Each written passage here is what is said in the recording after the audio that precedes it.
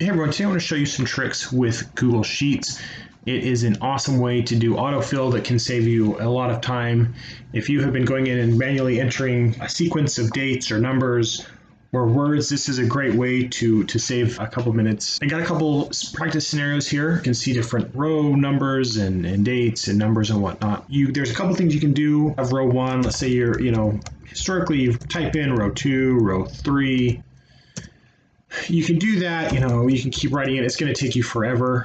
Something you can do is if you have a couple numbers in sequence, say you have row 1, row 2, you can select both the cells. Then you can leave your cursor over that bottom right corner. There's a little circle. Your cursor is going to change. Then you can just click and drag, and it will autofill all the row numbers that you need.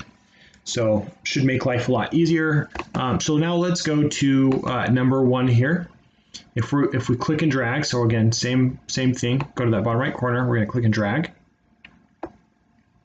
It's going to give us all number 1s. That's, not what we wanted.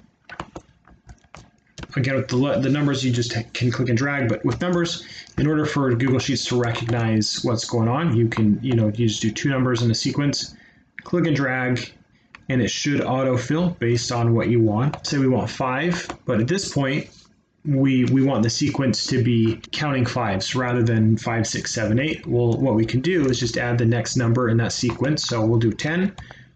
Same thing. We'll click and drag.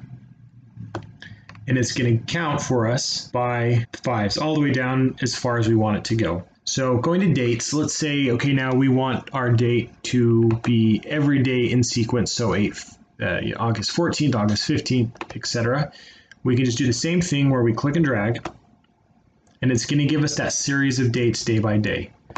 Well, let's try that by month. If we try that by month, it's just going to do the exact same thing.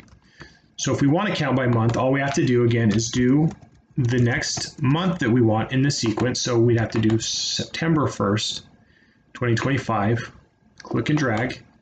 And there we go. It's going to give us the sequence that we want. So same thing with the year. It's going to give us a day-by-day sequence. So let's say we want 2025. So we're going to just do 8/1/2025.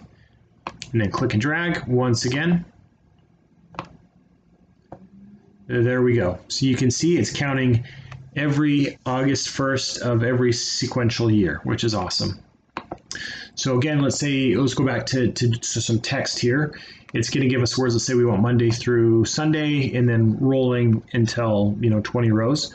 All you have to do is click and drag, and it's going to autofill for you as far as you want to go.